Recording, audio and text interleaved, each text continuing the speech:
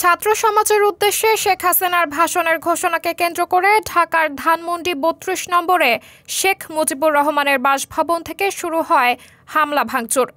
পরে তা দেশের বিভিন্ন স্থানে ছড়িয়ে পড়ে। ২ দিন ধরে চলমান এসব ঘটনায় সরকারের নিষ্ক্রিয় ভূমিকা নিয়ে প্রশ্ন তুলেছেন দেশের রাজনৈতিক পরিস্থিতি বিশ্লেষকরা। এ ধরনের নৈরাজ্য সৃষ্টির জন্য ক্ষমতাচ্যুত সাবেক প্রধানমন্ত্রী শেখ হাসিনাকেই দায়ী করেছেন অনেকে।